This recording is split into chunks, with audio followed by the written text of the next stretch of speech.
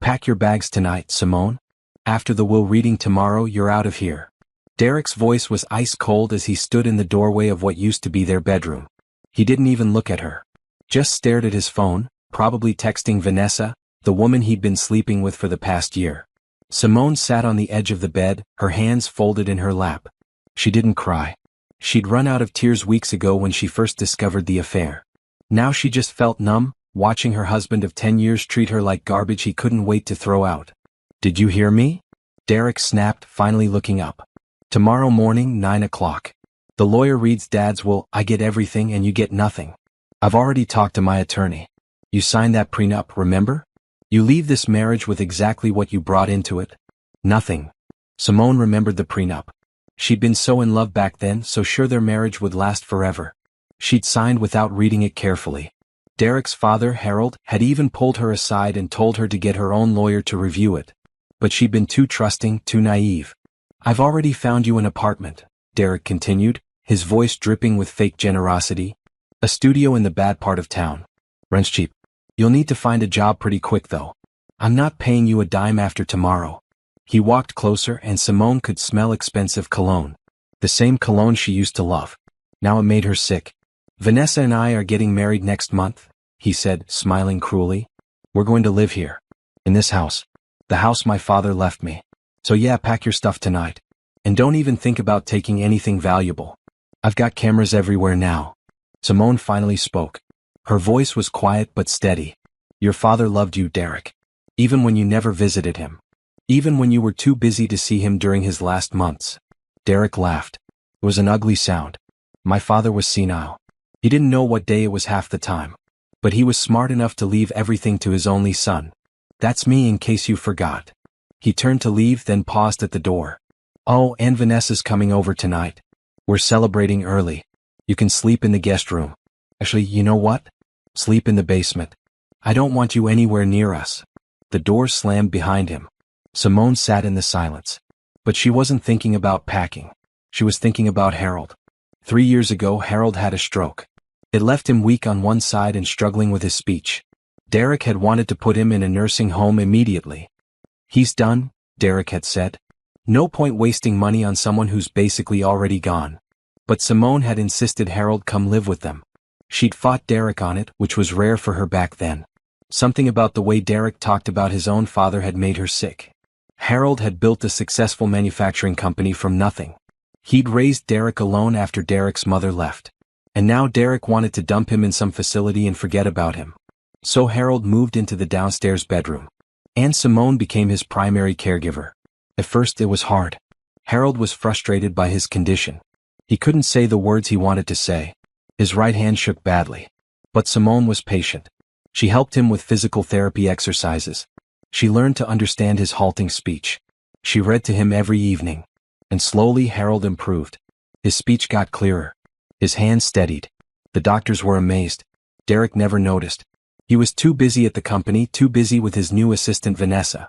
During those 3 years, Simone and Harold had countless conversations. He told her about building his business.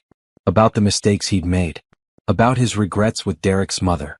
About his disappointment in the man Derek had become. "He used to be a good boy," Harold said one evening, his words slow but clear. "Somewhere along the way he got greedy. Got mean." Simone had nodded, fighting back tears. She was already suspecting Derek's affair by then. "I see everything, you know," Harold had continued, his blue eyes sharp despite his failing body. "I see how he treats you. I see who he really is. What can I do?" Simone had whispered. "I have nothing. No money saved. No real career anymore. I gave it all up to support him." Harold had reached out with his good hand and squeezed hers. "Trust me, sweetheart. Justice is coming. I promise you that." At the time, Simone hadn't understood what he meant. Harold had died 3 weeks later, peacefully in his sleep. Simone had found him in the morning and wept like she'd lost her own father. Derek had barely cried at the funeral. He was too busy on his phone, already planning for the inheritance. Now, sitting alone in the bedroom, Simone remembered Harold's promise. Justice is coming. She stood up and walked to the window. Outside, she could see Derek's Mercedes in the driveway. Vanessa's car pulled up behind it. The woman got out, wearing a tight red dress and heels. She was laughing at something on her phone. Simone watched Derek come outside to greet her. He wrapped his arms around Vanessa and kissed her deeply, right there in the driveway where any neighbor could see. Where Simone could see. Vanessa looked up at the bedroom window and smiled. It was a smile of victory. A smile that said, "I won." But Simone didn't look away. She met Vanessa's eyes and thought about Harold's words again. Justice is coming. Tomorrow morning at 9 o'clock, the lawyer would read the will. Derek was certain he knew what it said. He'd been counting on it for 3 years, ever since Harold got sick. But Simone remembered something Derek didn't know. About 2 weeks before Harold died, a lawyer had come to the house.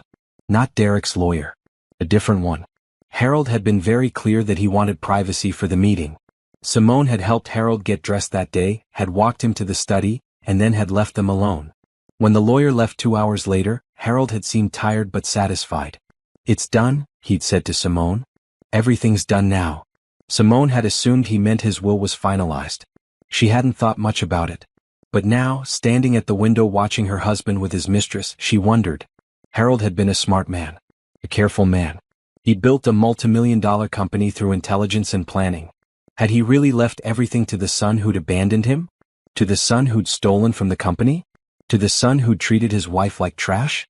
Or had Harold seen something Derek couldn't see? Simone took a deep breath and turned away from the window. She opened her closet and pulled out a suitcase. She'd pack tonight like Derek ordered. But not because she was leaving defeated. She'd pack because one way or another her life was about to change. Tomorrow at 9 o'clock she'd know the truth. Tomorrow at 9 o'clock, someone's world was going to end. And Simone was beginning to hope, for the first time in months, that it wouldn't be hers. Simone folded clothes mechanically, her mind drifting through the years of her marriage. 10 years. A decade of her life given to a man who now couldn't wait to throw her out. She'd met Derek at a business networking event. She was 26, working as a junior analyst at a consulting firm. He was 30, confident and charming, wearing an expensive suit and talking about the family business he'd inherit someday. He'd approached her with a drink and a smile, and she'd been flattered by his attention. Their courtship had been intense. Derek pursued her aggressively, taking her to fancy restaurants, buying her gifts, making her feel special. He told her he'd never met anyone like her. That she was different from other women. That she understood him. Looking back now, Simone could see the red flags she'd ignored. The way Derek talked down to servers at restaurants. The way he dismissed her opinions if they differed from his. The way he expected her to always be available, but would cancel plans with her if something better came up. But she'd been young and in love. She'd convinced herself those things didn't matter. They got married after a year of dating. Harold had paid for a beautiful wedding. Derek's father had walked her down the aisle since her own parents had passed away years before. She remembered Harold whispering to her at the altar, "You can still run, you know. I won't be offended." He'd been joking. Sort of. But there'd been something serious in his eyes. She'd laughed it off and married Derek anyway. The first few years hadn't been terrible. Derek worked long hours at the company, but so did most ambitious men, she told herself. She quit her job when he asked her to, agreeing that it made more sense for her to manage their home. They'd have children soon anyway, Derek said. But children never came. After 3 years of trying, they saw a fertility specialist. The problem was Derek's low sperm count. The doctor recommended treatments, but Derek refused. He became angry whenever she brought it up. Eventually he stopped sleeping with her altogether. "It's too stressful," he'd said. "All this pressure to perform. Just drop it, Simone." So she dropped it. She'd pushed down her dreams of being a mother and tried to be content with her role as Derek's wife.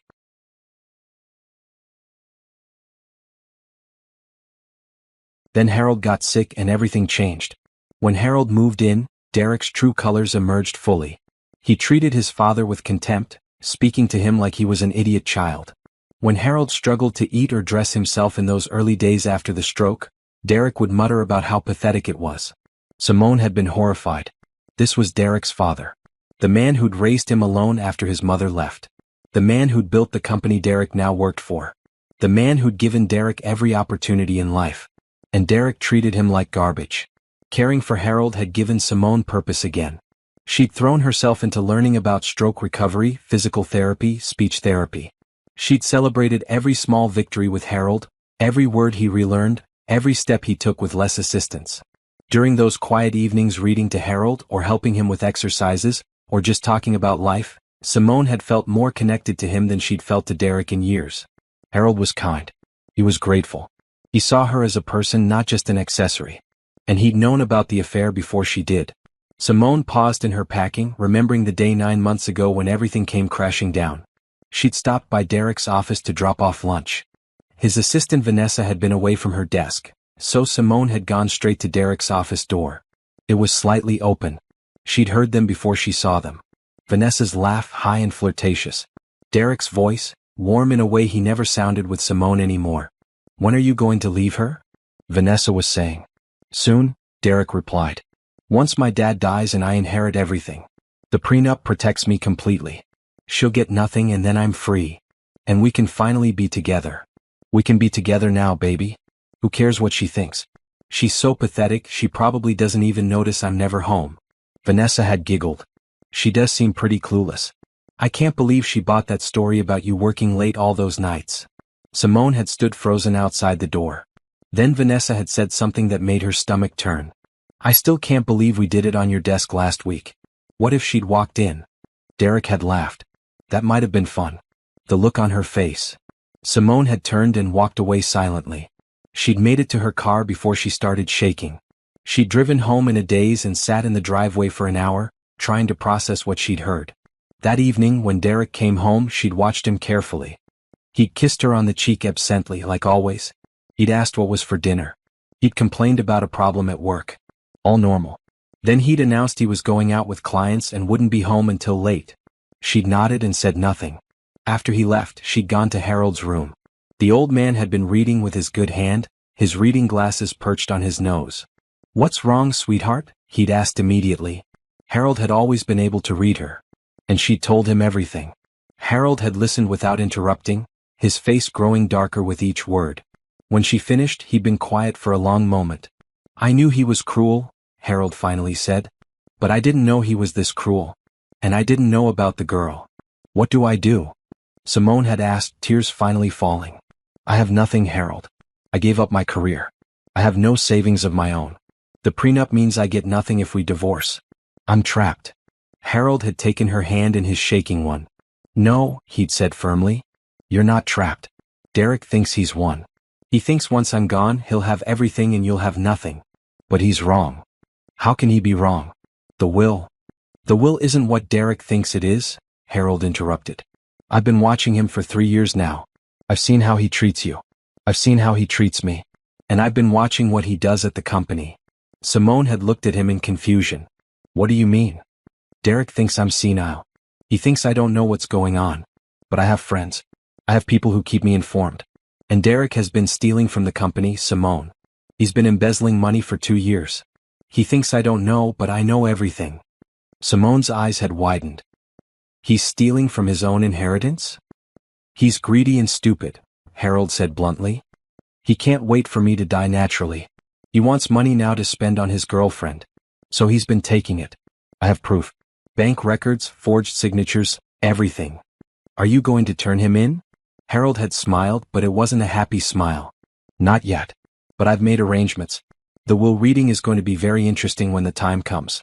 You just have to trust me and stay strong. Can you do that?" Simone had nodded, even though she didn't fully understand.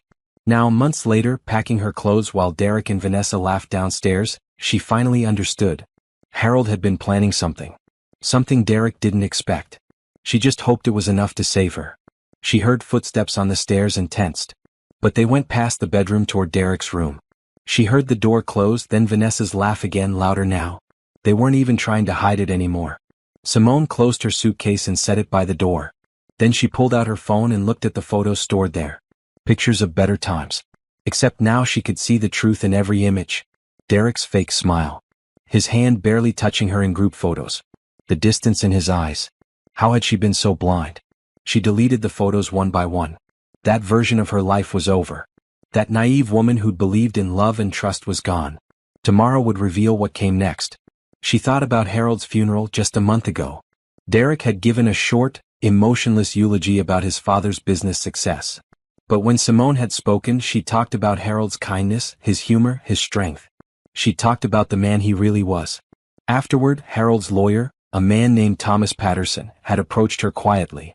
Mrs. Bennet, I'll see you at the will reading, he'd said. 9 o'clock sharp. Don't be late. There'd been something meaningful in his tone. Something that made her pay attention.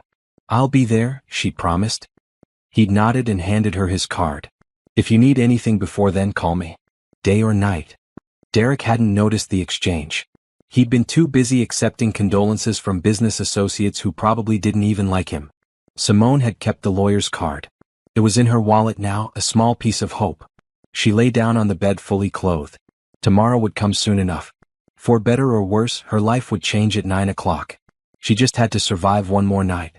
Downstairs, she heard Vanessa's laugh again, followed by Derek's. They were probably drinking Harold's expensive wine, celebrating their victory before it even happened.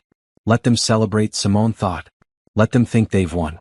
Because if Harold had taught her anything during those 3 years of care, it was that the smartest people were often the quietest. They watched. They planned. They waited for the right moment. And Harold had been a very smart man. Simone woke at dawn, her neck stiff from sleeping in her clothes. She could hear silence in the house, which meant Derek and Vanessa were still asleep. She got up quietly and went downstairs to the kitchen. The house felt different now. It didn't feel like home anymore. It felt like a place she was visiting, a place she had no claim to. By this afternoon, that feeling would be reality. She made coffee and stood by the kitchen window watching the sun rise. The yard looked beautiful in the early light. She'd spent 3 years maintaining these gardens while caring for Harold. She'd planted roses by the fence because they were his late wife's favorite. She'd created a small vegetable patch that Harold could see from his bedroom window. All of it would belong to Derek and Vanessa soon. Unless Harold had done something. Simone's mind drifted back to the man she'd grown so close to over the past 3 years. The real Harold, not the senile invalid Derek believed him to be. The first real conversation she'd had with Harold was 2 weeks after his stroke, after he'd come to live with them. He'd been frustrated that day, struggling to make his mouth form words. The speech therapist had just left and Harold was exhausted. Simone had brought him water and helped him into his recliner by the window. Take your time, she'd said gently. There's no rush. Harold had looked at her with those sharp blue eyes and slowly, carefully, he'd managed to say, thank you. 2 words. But they'd meant everything. From that day forward, they'd built a routine. Every morning, Simone would help Harold with his exercises. Every afternoon, they'd take short walks around the garden, with Harold using his cane and Simone supporting his weak side. Every evening, she'd read to him. But it was the conversations in between that mattered most. As Harold's speech improved, he'd started telling her stories about his life. About immigrating to America as a young man with nothing but $50 and a dream. About working 3 jobs while going to night school. About starting his manufacturing company in a tiny rented warehouse. I made bearings, Harold told her once, his words slow but clear. Small metal bearings for machinery. Nothing glamorous. But I made them better than anyone else. And I kept my word. If I said a delivery would arrive Tuesday, it arrived Tuesday. If I said a part would last 10,000 cycles, it lasted 15,000. That's how you built the company, Simone had said. That's how you build anything worth having, Harold replied. Keep your word. Do quality work. Treat people fairly.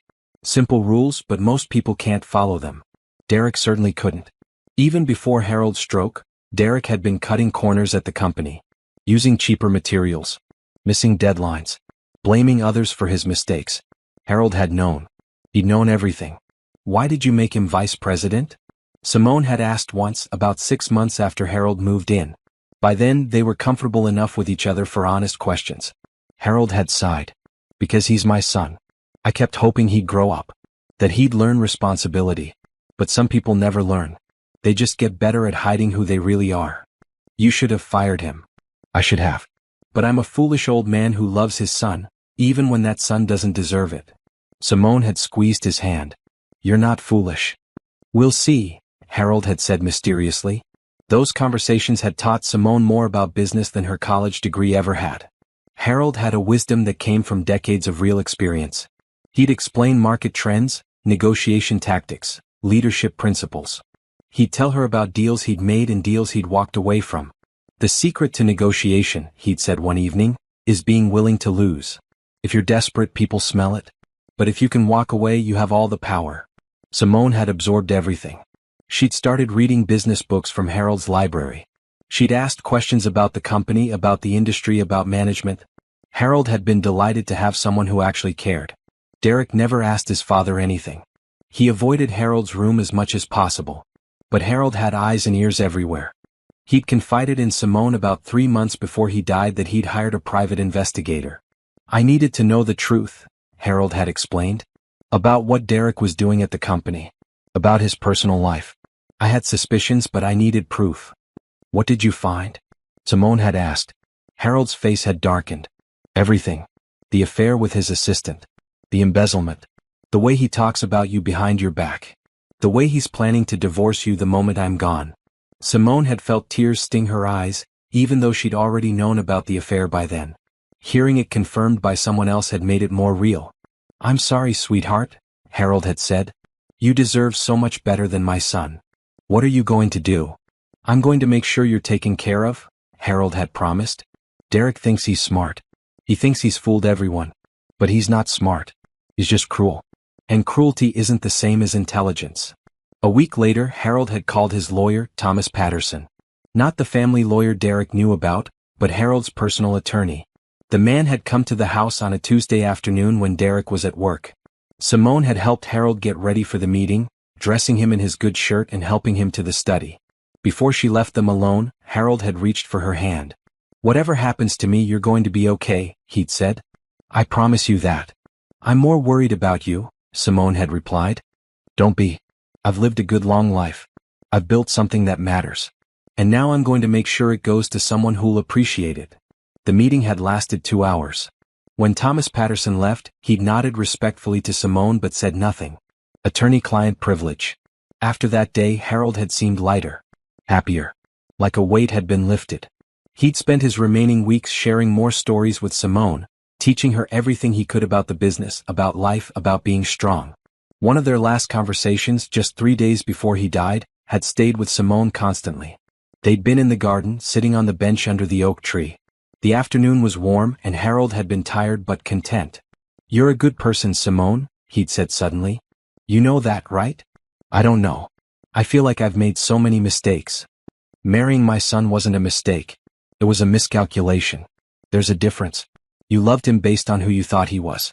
That's not your fault. I should have seen what he really was. Love makes us blind sometimes. But you're not blind anymore, are you? Simone had shaken her head.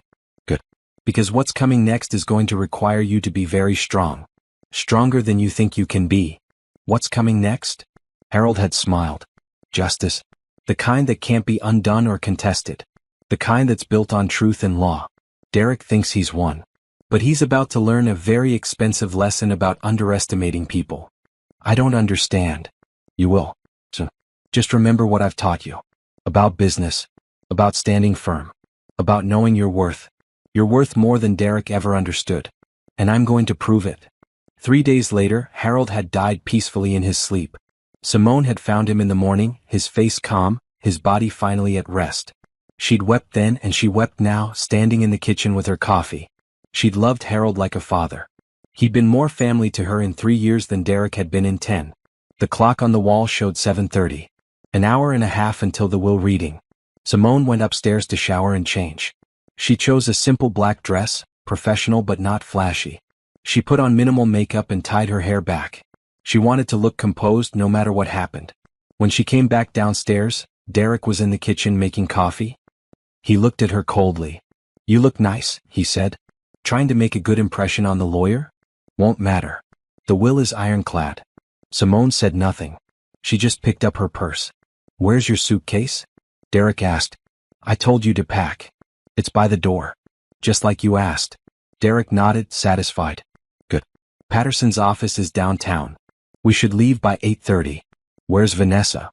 Still asleep in your room, I assume. Derek had the decency to look slightly uncomfortable. Only slightly. She's coming to the will reading. That's inappropriate. I don't care what you think is appropriate. She's part of my life now. Get used to it. Simone turned away before he could see the look on her face. Not anger. Not sadness. Something else. Something harder. She thought about Harold's words. About being strong. About knowing her worth. In 90 minutes, everything would change. She was ready. Actually, Simone realized she needed to correct her memory. Last night hadn't been just any night. It had been calculated cruelty. After Derek told her to pack, after he'd informed her Vanessa was coming over, Simone had taken her small bag to the basement as instructed. The basement wasn't finished. It was cold concrete and exposed pipes, with an old couch and a space heater that barely worked.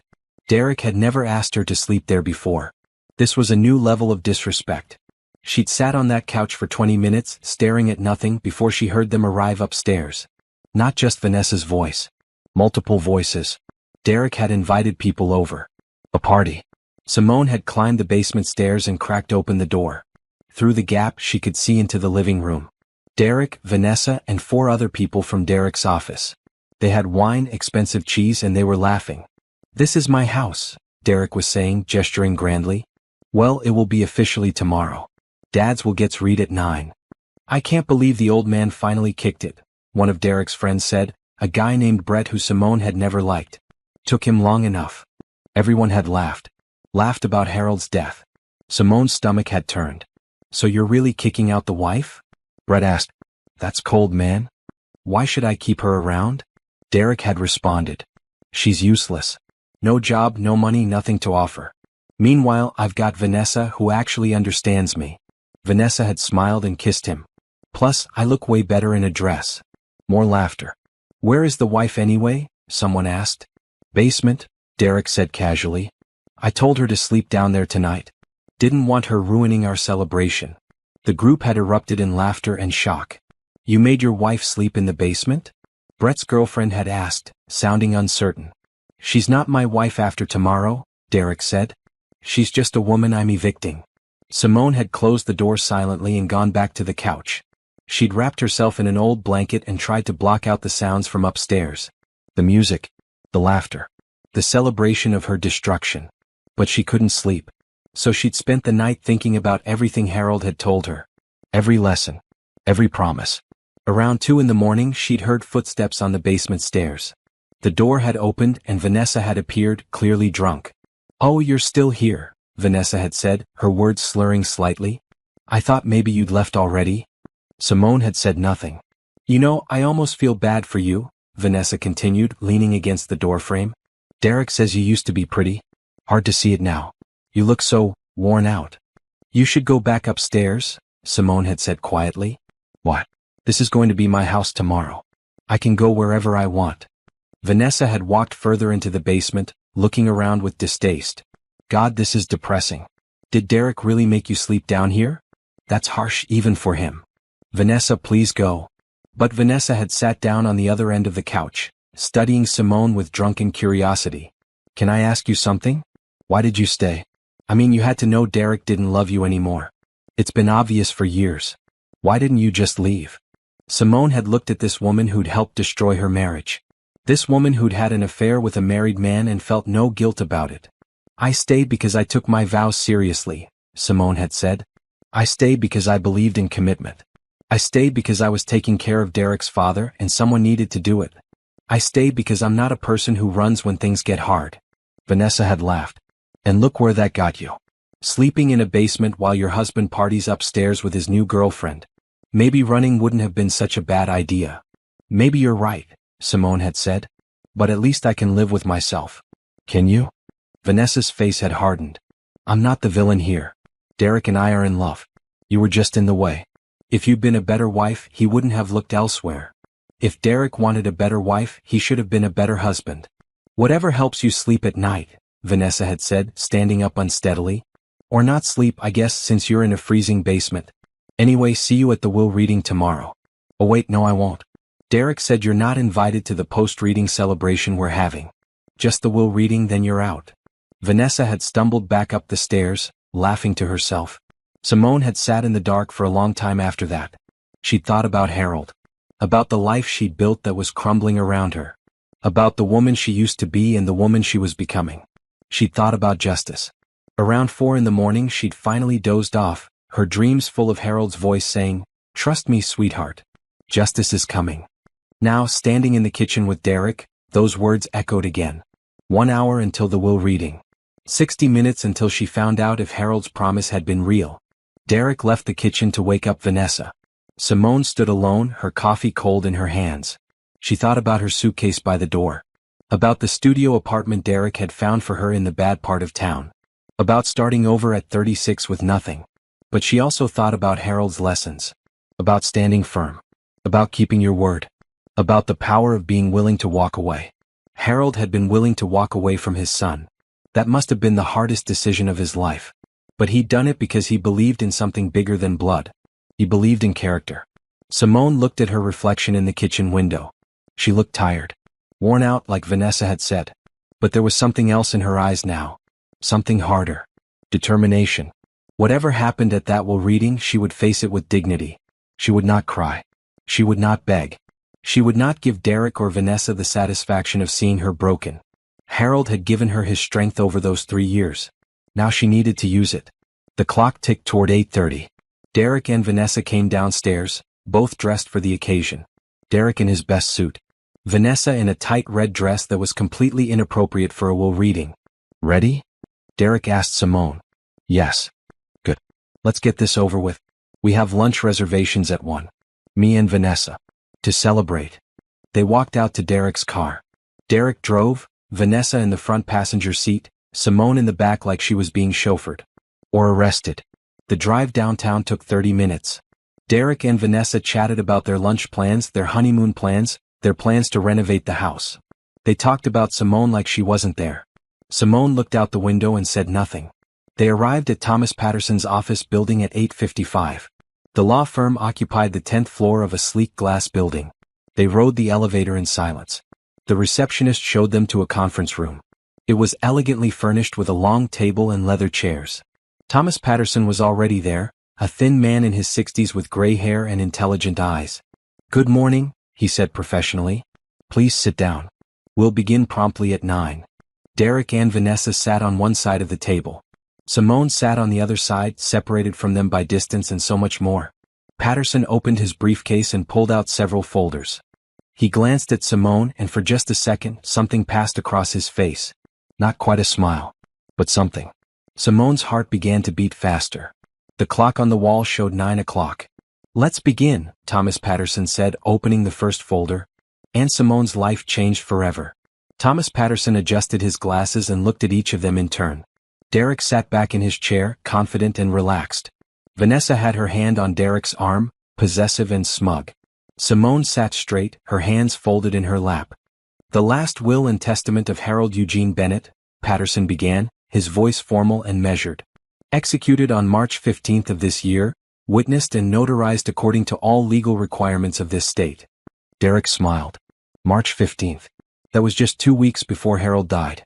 Perfect timing, Derek probably thought. Clear mind, clear intentions. Before I begin reading the specific bequests, Patterson continued, I need to inform you that this document contains several unusual elements. Mr. Bennett was very specific about how he wanted this reading conducted. I'm required to read the entire document without interruption. You'll have time for questions afterward. Just get on with it, Derek said impatiently. We all know what it says. Patterson gave Derek a long look. Do you? Something in his tone made Derek shift slightly. But his confidence didn't waver. Dad and I discussed this years ago. Everything goes to me. I'm his only child. We'll see, Patterson said and began reading. I, Harold Eugene Bennett, being of sound mind and body, do hereby declare this to be my last will and testament. I hereby revoke all previous wills and codicils. Standard opening. Derek nodded along. First, I want to address the nature of this document. Some people may question my mental competency, given my stroke 3 years ago. To address this concern directly, I have included video recordings of my meetings with my attorney, Thomas Patterson, showing my clear understanding of these decisions. I have also included a letter from my physician, Dr. Richard Chin, attesting to my mental clarity. Derek frowned slightly. This was more defensive than necessary. Why would Dad need to prove his competence? Patterson continued. Second, I want to state clearly that I have been fully aware of everything happening in my company and in my household for the past 3 years. Despite what some may have believed, my stroke affected my mobility and speech, not my mind. I have watched. I have listened. I have documented. The room grew quieter. Derek's smile faded. Third, before I distribute my assets, I must address several matters that have come to my attention. Patterson pulled out another folder. For the past 2 years, my son Derek Bennett has been embezzling money from Bennett Manufacturing. The total amount stolen is approximately $850,000. Derek shot to his feet. That's a lie. Sit down, Mr. Bennett, Patterson said firmly. You'll have time to speak later. I'm not sitting here and listening to these insane accusations. My father was senile. This will is obviously. Your father wasn't senile, Patterson interrupted. And I have proof. Bank records showing wire transfers to an offshore account in your name. Forged authorization documents with your signature. Email communications with your accomplice at the company. Security footage of you accessing files you weren't authorized to access. Should I continue? Derek's face went white. He sat down slowly. Vanessa was staring at him. Derek? What is he talking about? Shut up, Derek hissed. Patterson continued reading. I have reported these crimes to the proper authorities. Criminal charges are pending. This is not vengeance. This is justice. I built my company through honesty and hard work. Watching my son steal from it has been the greatest disappointment of my life. Simone felt her heart pounding. Harold had actually done it. He'd turned Derek in. Fourth, Patterson read, I must address my son's personal conduct. For the past 18 months, Derek has been having an affair with his assistant, Vanessa Price. Vanessa gasped. Her hand flew off Derek's arm. This affair has been conducted with astonishing carelessness. In my own house. With complete disregard for Derek's marriage vows or his wife's feelings. I have video evidence, witness statements, and documented proof of this affair. How? Derek demanded. How could you possibly? Your father hired an investigator, Patterson said simply. A very thorough one. Derek slumped in his chair, the confidence draining from his face. Now, Patterson said, we come to the distribution of assets. This is where things get interesting. He pulled out a new document. The following is my son Derek's inheritance. Derek sat up slightly, a flicker of hope in his eyes. To my son Derek Bennett, I leave the sum of $1. Silence crashed into the room like a physical force. What? Derek whispered. $1, Patterson repeated. Your father was very clear. As his only biological child, he legally had to leave you something. So he left you $1. That's your inheritance. No, Derek said, his voice rising. No, that's not possible. Everything else, the company, the house, the money, goes to someone else, Patterson finished. Derek's face went from white to red. Oh, he has no other children. His siblings are dead. Who gets my inheritance? Patterson looked directly at Simone. Your wife. The world stopped spinning. Simone couldn't breathe, couldn't think, couldn't process what she just heard. To Simone Marie Bennett, Patterson read, his voice gentle now, I leave everything. My entire estate. The company. The properties. The investments.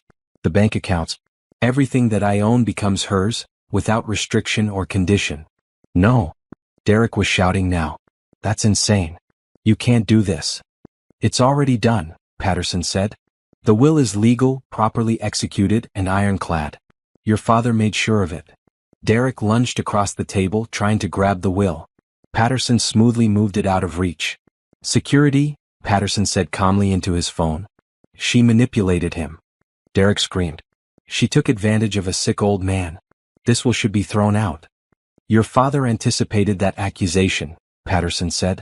He pulled out a tablet and pressed play. Harold's face appeared on the screen. He was sitting in this very office, wearing the shirt Simone had helped him put on that day. His speech was slow but absolutely clear. His eyes were sharp and focused. If you're watching this, Harold said on the video, it means I'm dead and Derek is contesting the will. So let me be very clear. I am of sound mind. I understand exactly what I'm doing. And I am giving everything to Simone because she deserves it. Derek stared at the screen, his mouth opening and closing. Derek is my son, Harold continued on the video. And I love him despite everything. But love doesn't mean blindness. Derek has proven himself to be dishonest, cruel, and greedy. He stole from my company. He betrayed his wife. He treated me with contempt. He has shown no character, no integrity, and no remorse. On screen, Harold paused to catch his breath, then continued.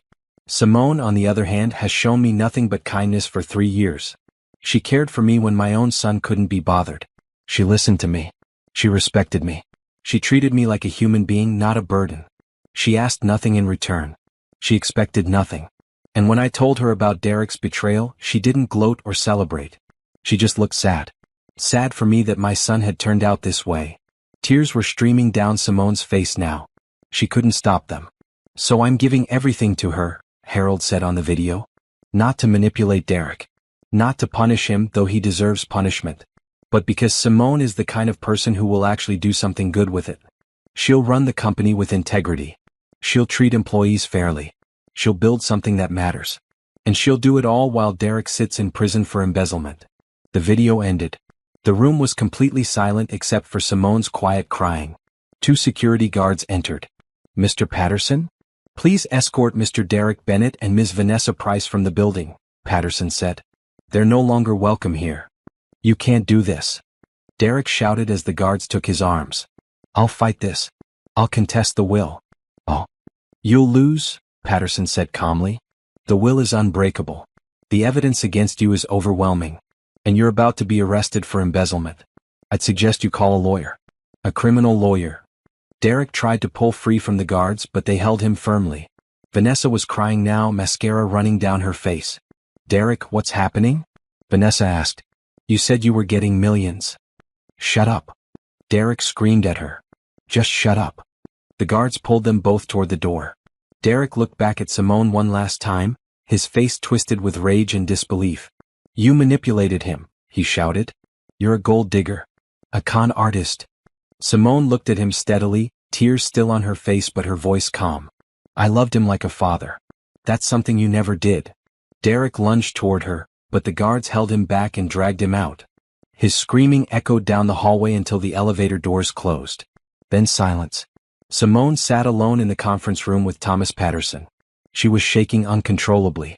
Are you all right, Mrs. Bennett? Patterson asked gently. I don't understand, Simone whispered. Everything? He left me everything? Everything, Patterson confirmed. He slid a folder across the table. The company is worth approximately $42 million. The properties total another $8 million. Various investments and accounts add another $12 million. Total estate value, approximately $62 million. It's all yours. Simone stared at the numbers. They didn't feel real. Harold made arrangements for the transition, Patterson continued. I'm authorized to help you with everything. Board meetings. Management transitions. Legal matters. Whatever you need. I don't know how to run a company, Simone said. Patterson smiled. Harold thought you did. He told me about your conversations. About everything he taught you. He believed in you, Mrs. Bennett. He believed you could do this. Simone looked at the folder in front of her. Inside was everything Harold had built. Everything he'd worked for. Everything he'd trusted her with. There's one more thing, Patterson said. He pulled out an envelope. Harold asked me to give you this. He wrote it the day before he died. Simone took the envelope with shaking hands. Her name was written on the front in Harold's careful handwriting. Take your time, Patterson said. I'll give you privacy. He left the room, closing the door behind him. Simone opened the envelope and unfolded the letter inside. Dear Simone, it began. If you're reading this, I'm gone and you've just learned the truth. I imagine you're in shock. That's okay. Take all the time you need. But when you're ready, I need you to be strong. Simone's hands trembled as she read Harold's letter. Dear Simone, if you're reading this, I'm gone and you've just learned the truth. I imagine you're in shock. That's okay. Take all the time you need. But when you're ready, I need you to be strong. Derek will try to fight this. He'll claim you manipulated me. He'll say I was senile. He'll drag this through court if he can. Don't let him intimidate you. Thomas Patterson is the best attorney in the state. The will is unbreakable. The evidence is overwhelming. You will win. You're probably wondering why I chose you. Let me explain. For 3 years, I watched you care for me with patience and kindness I didn't deserve. You weren't related to me. You weren't paid to do it. You did it because you saw me as a human being worth caring about. That's rare, Simone. That's precious. During our conversations, I saw your intelligence, your common sense, your integrity. You asked thoughtful questions. You challenged my ideas respectfully. You understood business concepts faster than people with MBAs. You had wisdom beyond your education. Most importantly, you never once asked me for anything. Never hinted that you expected an inheritance. Never treated me differently when you learned how much money I had. You just loved an old man who needed love. That's why I'm giving you everything. Derek will tell people you're a gold digger. Let him talk. The people who matter will see the truth. Now here's what I need you to do. First, take care of yourself. Get a good therapist. Process everything that's happened. Grieve the marriage you thought you had. Mourn me if you want to, though I hope you'll remember me with happiness, not sadness. Second, learn the business. I've left you materials in a safe deposit box. Business plans, client lists, company history. Study it all. Talk to the good employees. I've left you a list of who to trust. Fire the people who helped Derek steal. Clean house. Third, don't try to save Derek. I know you have a kind heart. You might be tempted to drop the charges to give him another chance. Don't. Derek needs to face consequences. It's the only way he might ever learn. And honestly, he probably won't learn anyway. Some people are just broken. Fourth, build something beautiful. Take my company and make it even better. Treat employees well. Serve clients honestly. Build something you can be proud of. Fifth, and this is important, live your life. You're only 36. You have decades ahead of you. Don't spend them alone. Find someone who sees your worth. Have adventures. Be happy. That's the best way to honor my memory. You're going to do great things, Simone. I know it. I've seen your strength even when you didn't see it yourself. Don't let Derek or anyone else make you doubt yourself. You earn this. Not through manipulation or seduction, but through being a genuinely good person in a world that doesn't have enough of those. I'm proud of you. I'm grateful I got to know you. And I'm excited to see what you do with the opportunities ahead, even if I won't be there to see it. Thank you for making an old man's last years meaningful. With love and respect, Harold. Simone read the letter 3 times, crying through each reading. Harold's voice was so clear in the words. She could hear his cadence, his warmth, his humor. Finally, she folded the letter carefully and put it back in the envelope. She wiped her eyes and took several deep breaths. Then she stood up, walked to the door and opened it. Thomas Patterson was waiting in the hallway. "Are you ready to begin?" he asked. "Yes," Simone said, her voice steady now. "Tell me everything I need to know." They spent the next 3 hours going through documents. Patterson explained the company structure, the board of directors, the key employees, the major clients. He showed her financial statements, property deeds, investment portfolios. It was overwhelming. But as they talked, Simone found herself remembering Harold's lessons. The business concepts he'd explained. The management principles he'd shared. The market analysis he'd taught her. It started making sense. "The board meeting is scheduled for next Monday," Patterson said. "They'll be surprised by the ownership change, but they'll have to accept it. Harold owned 80% of the stock. You're now the majority owner and chairman of the board. What about Derek's position as vice president?" "Terminated as of this morning," Patterson said. "Security has already cleared out his office. His company credit cards are canceled. His access to all systems is revoked. And the criminal charges? The district attorney has all the evidence. They'll arrest Derek within the week. The case is very strong. He'll likely plead guilty to avoid a longer sentence." Simone thought about Derek in prison. Part of her felt guilty. But she remembered Harold's words. Don't try to save him. Derek needs to face consequences. What about Vanessa? She wasn't involved in the embezzlement, so no charges there. But she's fired from the company effective immediately. HR is handling that. The house. Yours. It was in Harold's name, not Derek's. Derek has no legal claim to it. You can change the locks whenever you're ready. Simone thought about that house. The home she'd lived in for 10 years. The place where Derek had humiliated her just last night. I want to sell it, she said suddenly. I don't want to live there anymore. Understandable, Patterson said. I can recommend a real estate agent. They continued working through details until late afternoon. Patterson's secretary brought them lunch, which Simone barely tasted. Her mind was spinning with information, plans, fears, and possibilities. Finally, around 4 o'clock, Patterson closed the last folder. That's enough for today, he said. You're probably exhausted. I am, Simone admitted. Where are you staying tonight? Do you need hotel recommendations? Simone hadn't thought about that.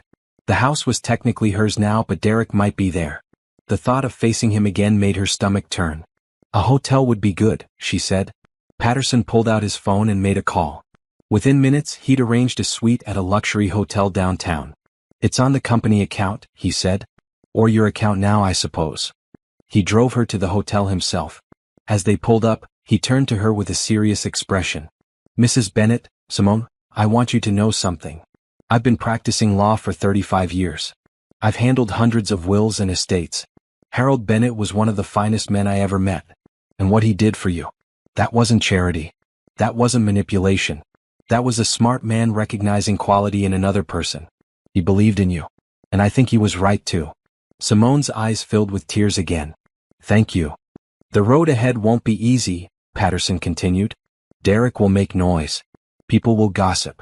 You'll face challenges at the company. But you're tougher than you think. Harold saw that.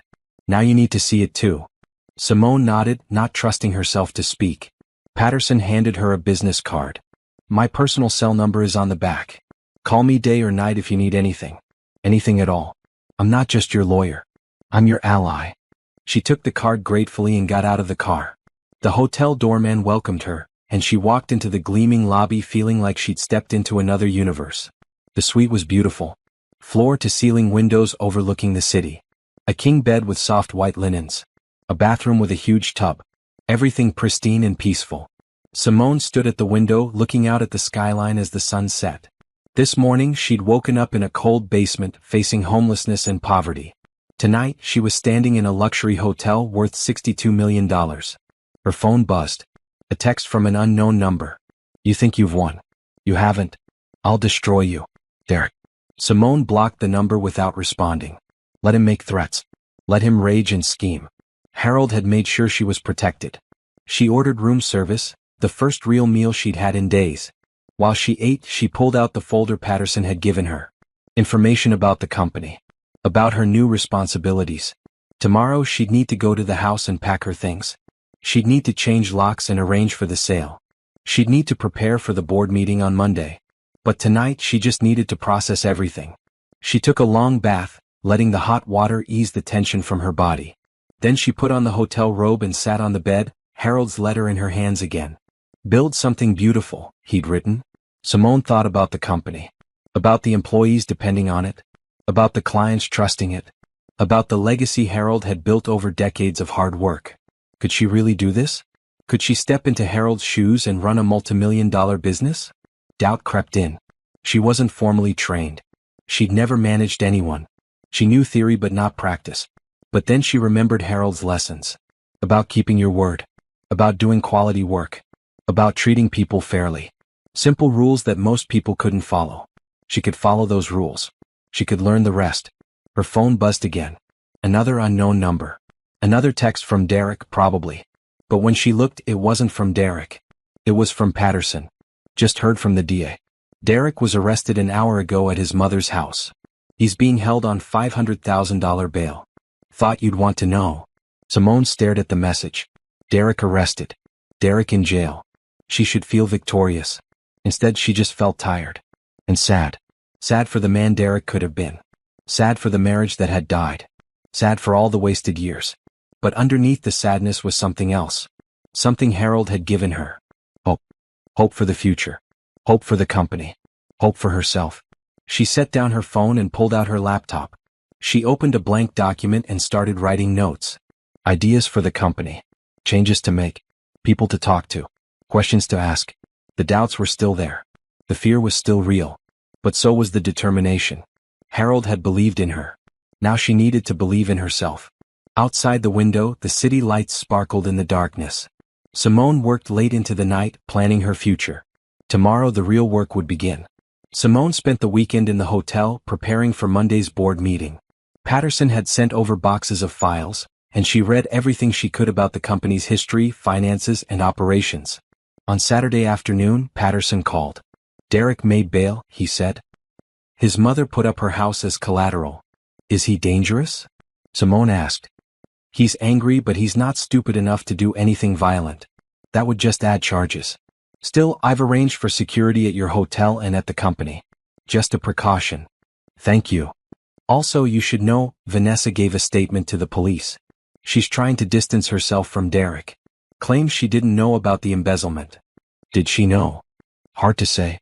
But she definitely knew about the affair, obviously.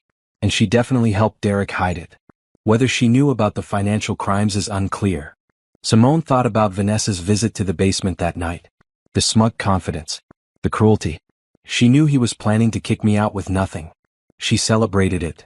That's not a crime, unfortunately. Just makes her a terrible person. On Sunday, Simone finally went back to the house. She brought 2 security guards Patterson had hired, just in case Derek showed up. The house was empty and trashed. Derek had clearly been there in a rage. Picture frames were smashed. Furniture was overturned. Her clothes were scattered everywhere, some of them torn or stained. One of the security guards shook his head. "This is destruction of property. You could press charges." "No," Simone said quietly. "Let it go. He's facing enough charges already." She packed her remaining belongings carefully. Not much had survived Derek's rampage. Most of her clothes, her books, her personal items, all ruined. But she found the things that mattered. A photo album with pictures of her parents who died years ago. A jewelry box her mother had given her. Some letters from old friends. She also went to Harold's room. It looked untouched. Derek hadn't dared destroy his father's belongings, apparently. Simone stood in the doorway, remembering all the hours she'd spent there. Reading to Harold. Talking with him. Learning from him. "Thank you," she whispered to the empty room. "For everything." She found a box of Harold's favorite books and packed them carefully. She'd keep those forever. By evening, everything salvageable was packed in the security guard's van. Simone took one last look at the house, then locked the door and left. She never went back. On Monday morning, Simone dressed carefully for the board meeting. She wore a navy suit that she'd bought on Saturday, professional and authoritative. She kept her makeup minimal and her hair pulled back. Patterson met her at the company building. "Ready?" he asked. "No," Simone admitted. "But let's do it anyway." The building was impressive, 10 stories of glass and steel in an industrial park. Bennett Manufacturing was on floors 2 through 5. The executive offices and boardroom were on the top floor. As Simone walked through the lobby, employees stared. Some whispered. Everyone knew something major had happened, but few knew exactly what. The board meeting was scheduled for 9 o'clock. Patterson led her to the boardroom, a large space with a long table and leather chairs. 5 people were already seated, the board members. They stood when Simone entered, looking confused. "Good morning," Patterson said. "Thank you all for coming on short notice. I'm Thomas Patterson, Harold Bennett's personal attorney. This is Simone Bennett." "Derek's wife," one of the board members said. An older man named Frank Morrison, according to the briefing materials Simone had studied. "Derek's soon-to-be ex-wife," Simone corrected. "And Harold Bennett's sole heir." Silence. Then chaos. "What? That's impossible. Where's Derek?" Patterson held up his hand. "Please sit down. I'll explain everything." For the next 30 minutes, Patterson laid out the situation. Harold's will. Derek's embezzlement.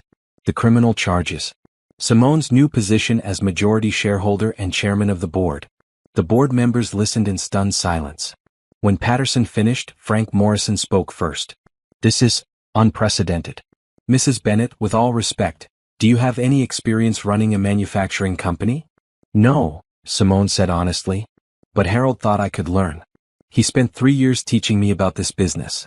"That's not the same as actually running it," another board member said. A woman named Patricia Hughes. "I know," Simone acknowledged. "Which is why I need your help. All of you.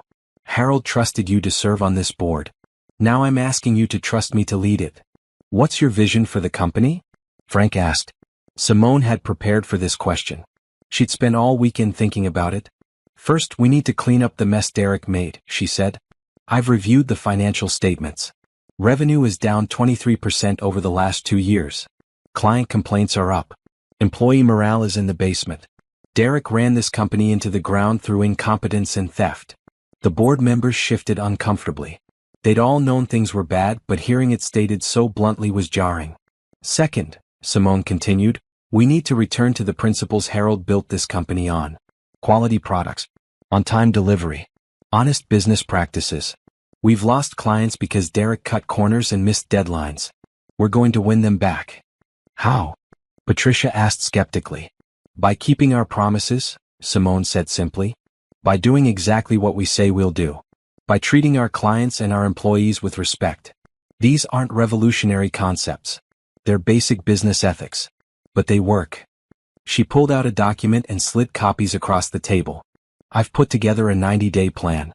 In the next 3 months, we're going to audit all current projects to ensure quality, reach out to former clients to rebuild relationships, implement new quality control processes, increase employee training and support, and establish transparent reporting systems." Frank picked up the document and read through it. His eyebrows rose. This is actually quite thorough. Thank you. I had a good teacher. What about leadership? Patricia asked. Derek was vice president. Who's going to fill that role? No one for now, Simone said. The vice president position was created for Derek because he was Harold's son. Was a mistake. We don't need a vice president. We need a strong management team working together. I'm proposing we promote from within people who actually know their departments and care about this company. She pulled out another document. I've identified 5 key managers who fit that description. I'd like the board's approval to offer them expanded roles and compensation packages. The board reviewed the names. Slow nods around the table. These are good people, Frank admitted. Derek should have promoted them years ago. Derek was too busy stealing from the company to notice good employees, Simone said bluntly. More uncomfortable silence. Then Patricia spoke. Mrs. Bennett, Simone, I'll be honest. When you walked in here this morning, I thought this was going to be a disaster. I thought we'd have an inexperienced woman trying to play CEO while the company collapsed. Simone braced herself. But you've clearly done your homework, Patricia continued. You understand the problems. You have realistic solutions. And you're not pretending to know everything, you're asking for help. That's actually good leadership. Thank you, Simone said, relieved. I'm still concerned about your lack of experience, Frank said. But I'm willing to give you a chance. With conditions. What conditions? First, you hire an experienced COO, Chief Operating Officer. Someone who's run a manufacturing company before. Someone who can handle day-to-day operations while you learn. Simone nodded. That was fair. Second, you meet with us weekly for the first 6 months. We need to stay informed and provide guidance. Agreed. Third, you're honest with us. If something's not working, if you're in over your head, you tell us. No pride, no stubbornness. Just honesty. I can do that, Simone said. Frank looked at the other board members. All in favor of accepting Simone Bennett as chairman and majority shareholder? 4 hands went up. Then after a pause, the 5th. Welcome aboard, Frank said. Now let's get to work. The rest of the meeting focused on immediate priorities. Derek had left several projects in crisis. Clients were threatening to cancel contracts. Employees were confused and worried about their jobs. Simone took notes and asked questions. The board members gradually warmed up, offering advice and support. By noon, they had a plan for the next week. After the meeting, Patricia pulled Simone aside. Can I give you some advice? Please. Don't try to be Harold. He was irreplaceable. Be yourself instead. Bring your own strengths, your own style. The company needs fresh leadership, not a Harold imitation. Thank you. I'll remember that. Patricia hesitated, then added, I knew about Derek's affair. I should have said something to Harold. I'm sorry. It's okay, Simone said. Harold knew. He knew everything. Over the next few days, Simone threw herself into work. She met with key managers, toured the facility, talked to employees, called clients. She worked 14-hour days learning everything she could. News about Derek's arrest spread quickly. Local news covered it. Company VP arrested for embezzlement. Employees gossiped. Clients called with concerns. Simone handled it all honestly. Yes, Derek had stolen from the company. Yes, he'd been arrested. No, it wouldn't affect their projects or services. The company was moving forward under new leadership. On Thursday, Derek's lawyer called Patterson. Derek wanted to negotiate. He's willing to plead guilty to reduced charges in exchange for a lighter sentence, Patterson told Simone. He's also willing to sign the divorce papers without contest. He just wants this to be over. What's he asking for? Nothing. He knows he has no leverage. He's just trying to minimize prison time. Simone thought about it. Part of her wanted Derek to face maximum penalties. But another part just wanted to move on. Tell him I agree to the divorce terms, no alimony from either side, clean split, she said. But I won't interfere with the criminal case. The DA can decide what charges fit the crime. Fair enough. On Friday afternoon, Simone was in her new office, Harold's old office, which she'd moved into that week, when her secretary buzzed. Mrs. Bennett? There's someone here to see you. She doesn't have an appointment, but she says it's important. Who is it? Vanessa Price. Simone's stomach tightened. The last person she wanted to see. But curiosity won out. Send her in. Vanessa entered a minute later. She looked different than the confident woman from that night in the basement. Her makeup was smudged. Her clothes were wrinkled. She looked defeated. Thank you for seeing me, Vanessa said quietly. Simone gestured to a chair but didn't speak. Vanessa sat down, not meeting Simone's eyes. I came to apologize. Okay. I was terrible to you. I helped Derek hurt you. I celebrated your pain. And I'm sorry. Simone studied her. The apology seemed genuine, but she didn't trust this woman. Why are you really here, Vanessa? Vanessa's face crumpled. Because my life is falling apart. Derek used me. I thought he loved me, but he just wanted someone young and stupid. Now he's in legal trouble and he's blaming everything on me. He told the cops I knew about the embezzlement, which I didn't. I'm probably going to be charged as an accomplice. Are you asking me to help you? No, Vanessa said quickly. I know you have no reason to help me. I wanted you to know that I'm sorry. And that you were right that night in the basement. I can't live with myself. What I did was wrong. What we did to you was unforgivable. Simone felt no satisfaction in Vanessa's pain. Just sadness for everyone involved. The truth will come out, Simone said.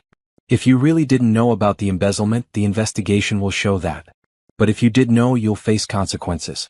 Either way, that's not my decision to make. Vanessa nodded, tears rolling down her face. I know. I just wanted to apologize. For whatever it's worth. She stood to leave, then paused at the door. Harold was right about you. You're a good person. Better than Derek ever deserved. Then she was gone.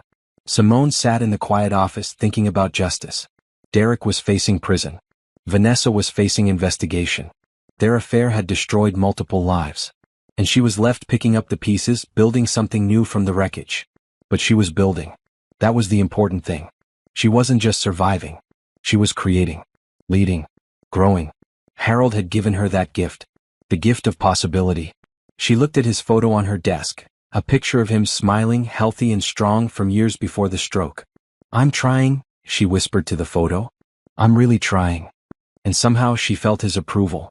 3 months after the will reading, Bennett Manufacturing was showing signs of recovery.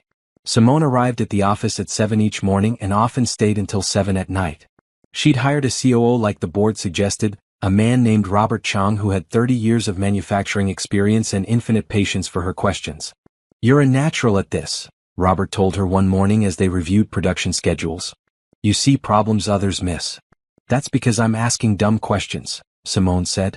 I don't have enough experience to assume anything, so I question everything. That's not dumb. That's smart. Experience can make people blind to obvious issues. The turnaround was slow but real.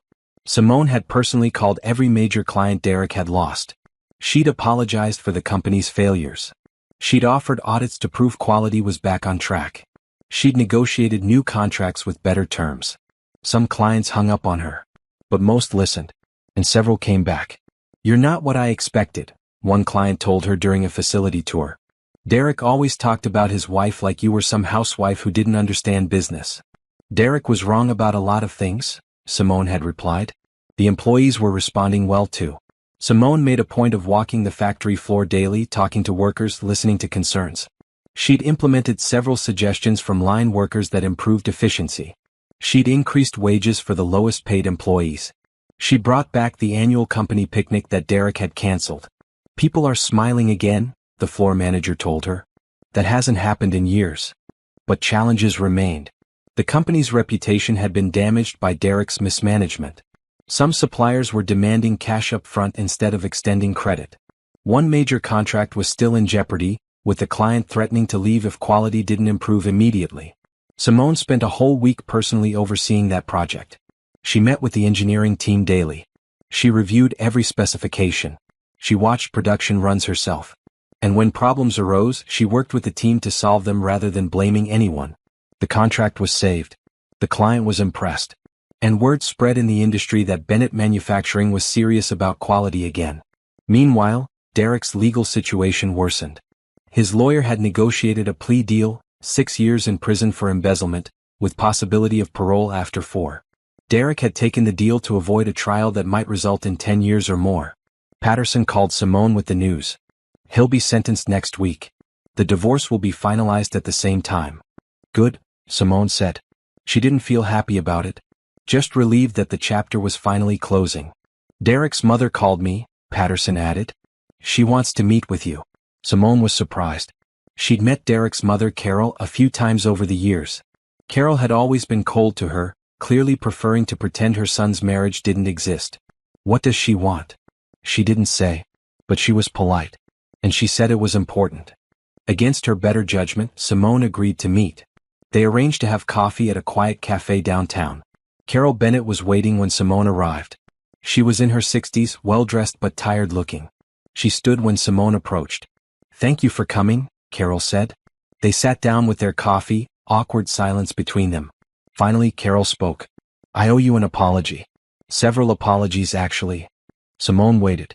"I knew Derek was having an affair," Carol said quietly. "I knew he was treating you badly. And I said nothing. I told myself it wasn't my business. That marriages work themselves out. But the truth is, I didn't care enough to intervene. You weren't important to me. Why are you telling me this now?" "Because I was wrong. About everything." Carol looked down at her coffee. "Harold tried to talk to me about Derek. Tried to tell me our son had problems. But I didn't want to hear it. I thought Harold was just being difficult. Jealous because Derek was young and successful." "Harold wasn't jealous," Simone said firmly. "He was heartbroken. His son turned into someone he didn't recognize." Carol nodded, tears in her eyes. "I know that now. And I'm sorry I didn't see it then. I'm sorry I didn't support Harold. I'm sorry I didn't support you. What do you want from me, Carol?" "Nothing. I don't deserve anything from you. I just wanted you to know that you were right. You were always right. And Derek was wrong. And I failed as a mother because I raised a man who could treat someone the way Derek treated you." Simone felt a wave of unexpected compassion. Carol wasn't making excuses. She wasn't asking for forgiveness. She was just stating facts. "You didn't fail completely," Simone said. "Derek made his own choices. You can't control that. Maybe. But I could have taught him better values. I could have held him accountable. I didn't. And now he's going to prison." They sat in silence for a moment. "How is he doing?" Simone asked, surprising herself. "Angry. Bitter. Blaming everyone but himself." Carol shook her head. "He calls me from jail and rants about how you stole his inheritance. How his father was senile. How the justice system is corrupt. He's learned nothing." "I'm sorry." "Don't be. You're not responsible for Derek's failures. Neither am I really, though I contributed. Derek is responsible for Derek." Carol pulled out an envelope. "I found this in Harold's things when I was cleaning out his storage unit. It's addressed to you. He must have written it years ago and forgotten about it." Simone took the envelope carefully. Her name was on it in Harold's handwriting, but the paper was yellowed and old. "Thank you for bringing this." Carol stood to leave. "I know you're running the company now. I hear you're doing well. Harold would be proud." "Thank you." "And Simone? If you ever need anything, and I know you won't, but if you do, you can call me. I may not have been a good mother-in-law, but I'd like to try being a decent human being moving forward." She left before Simone could respond. Simone sat alone with the mysterious envelope. She opened it carefully and found a single page, dated 7 years earlier, just after she married Derek. "Dear Simone, if you're reading this, something has gone very wrong with Derek. I hope you never have to read it. But just in case, I wanted you to know something. I see how Derek treats you sometimes. The small cuts. The dismissive comments. The way he doesn't listen when you talk. I see it and it worries me. You're a smart woman. A kind woman. You deserve better than my son is giving you. If things get worse, if Derek becomes cruel or abusive, please leave him. Don't stay out of obligation to me. Don't stay because you think it's the right thing to do. Just leave. You are worth more than whatever pain Derek might cause you. I hope I'm wrong. I hope Derek becomes the man I raised him to be. But if he doesn't, please remember, you have value beyond your marriage. You have worth beyond your relationship to my family. Be strong. Be brave. Be yourself. With admiration and hope, Harold." Simone read the letter twice, her vision blurred by tears. 7 years ago, Harold had already seen the problems. Already worried about her. Already valued her. She carefully folded the letter and put it in her purse. Another treasure from Harold. Another gift. That evening, Simone worked late on a proposal for a new client. It was almost 9 when Robert knocked on her door. "Go home," he said. "You're going to burn yourself out. Just finishing this proposal. It can wait until tomorrow. You've been here 14 hours. Simone looked up at him. Robert had become not just a colleague but a friend. He reminded her a bit of Harold, calm, wise, unflappable. "Can I ask you something?" she said. "Of course. Do you think I'm doing okay? Really?" Robert came in and sat down. You want the truth? Always. You're doing better than okay. You're exceeding everyone's expectations, including mine. When you first took over, I thought we'd be lucky to keep the company afloat. But you've turned it around. Revenue is up. Employee satisfaction is up. Quality metrics are improving. You've won back 3 major clients. But you're working yourself to death. You're here before anyone arrives and you're here after everyone leaves. You skip lunch. You don't take breaks. This isn't sustainable. Simone sighed. I know. I just feel like I have so much to prove. To who? Everyone. The board. The employees. The clients. Everyone who thinks I didn't deserve this inheritance. Robert shook his head. Simone, listen to me. You've already proved yourself. Everyone who matters already sees that you've earned your position. The only person who still doubts you is you. Maybe. Not maybe. Definitely. You're an excellent leader. You're smart, fair, hardworking, and honest. Those are Harold's values, yes, but you embody them naturally. They're not borrowed. They're yours. Simone felt tears threatening again. She seemed to cry all the time these days. Thank you, Robert. I needed to hear that. Then hear this too. Go home. Get some rest. Come back tomorrow fresh. The company will still be here. She smiled. Okay. You're right. As she packed up her things, her phone buzzed. A text from Frank Morrison, the board chairman. Board meeting tomorrow at 10 a.m. Good news to share. Curious, Simone texted back. Can you give me a hint? You'll see. Just bring your smile. The next morning, Simone arrived at the boardroom at 9:30, giving herself time to prepare for whatever announcement was coming. The board members were all there early too, which was unusual, and they were all smiling. Good morning, Simone, Frank said warmly. Thanks for coming. Of course. What's the good news? Frank pulled out a folder. We just received this proposal yesterday. A major aerospace company wants to partner with us. They need high-precision bearings for a new aircraft project. It's a 5-year contract worth $28 million. Simone's eyes widened. $28 million? They specifically requested Bennett Manufacturing because they heard we'd return to our quality standards. They mentioned you by name, Simone. They said they were impressed by your personal oversight of projects and your commitment to excellence. This is incredible, Simone breathed. It is, Patricia agreed. This is the kind of contract that transforms a company. If we deliver on this, it'll lead to even bigger opportunities. There's more, Frank added. The board has been discussing your performance over the past 3 months. We're unanimous in our assessment. You've exceeded every expectation. You've saved this company from collapse and positioned it for growth. Thank you, but I had a lot of help.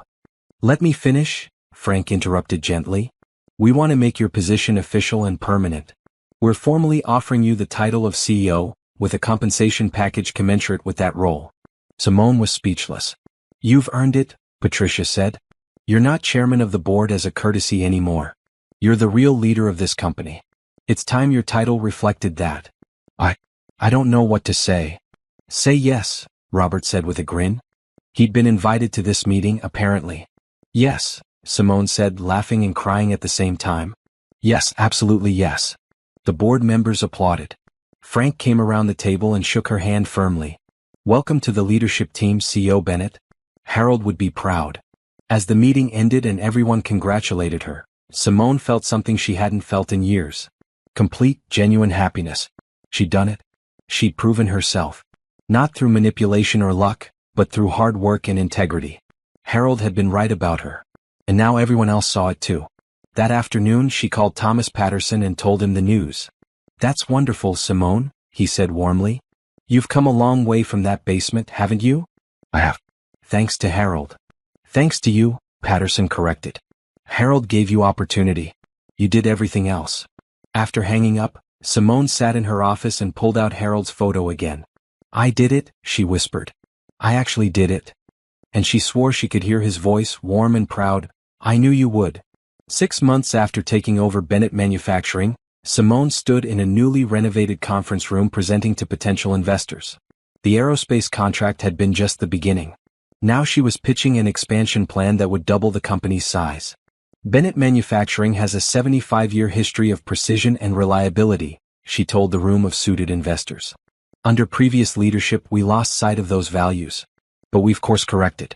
In the past 6 months our revenue is up 42%. Client retention is at 98%. Employee satisfaction scores have doubled. She clicked to the next slide. Now we're ready to expand. We're proposing a new facility in the industrial district, dedicated to aerospace components. This will triple our production capacity for high-precision parts and position us as a leader in the aerospace supply chain. Questions came rapid fire. Simone answered each one confidently, backed by data and realistic projections. Robert had helped her prepare, but the vision was all hers. By the end of the presentation, 3 investors had committed funding. Another 2 wanted follow-up meetings. "You killed it," Robert said as they walked back to their car. "We killed it," Simone corrected. "I couldn't do this without your operational expertise." "Maybe. But the vision is yours. The leadership is yours. I'm just the guy making sure the trains run on time." As they drove back to the office, Simone's phone rang. "Thomas Patterson." "Simone, I have news. Derek was sentenced today. 4 years in prison, eligible for parole in 3. "That's less than the plea deal," Simone said, surprised. His lawyer argued for leniency based on first-time offender status and Derek's cooperation with investigators. The judge was lenient. "How do you feel about it?" Simone thought about it. A year ago she would have wanted Derek to suffer more. Now she mostly just felt tired of thinking about him. "I feel fine," she said honestly. "It's over. That's what matters. The divorce is finalized too. You're officially no longer married to Derek Bennett. Thank God. There's one more thing. Derek's mother wants to establish a victims' restitution fund. She's offering to pay back everyone Derek stole from. She asked if you'd support her in setting that up." "Of course. Carol's trying to make amends. I respect that."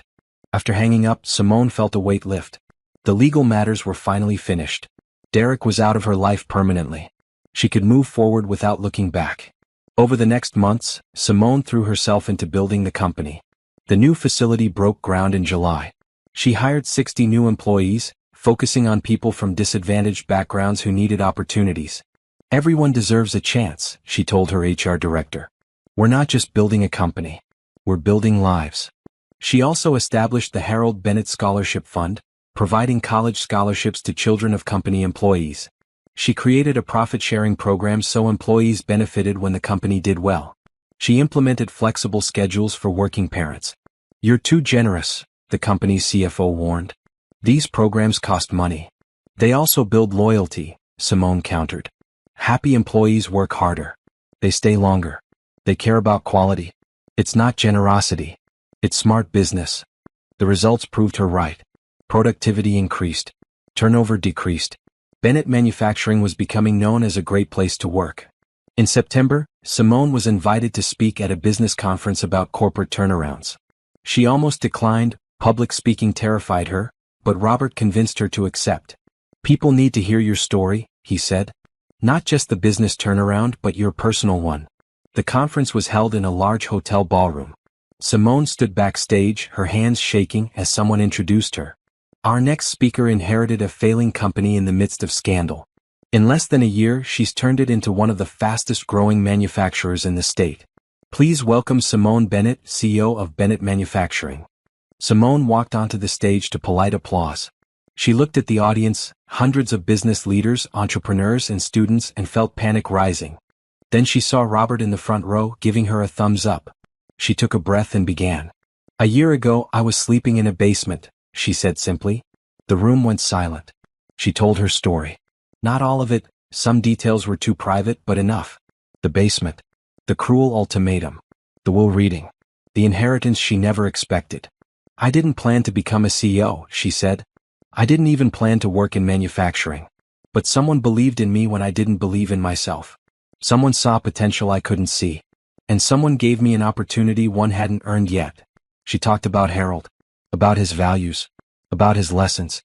"Harold taught me that business isn't just about profit. It's about people. It's about keeping promises. It's about building something that matters beyond money.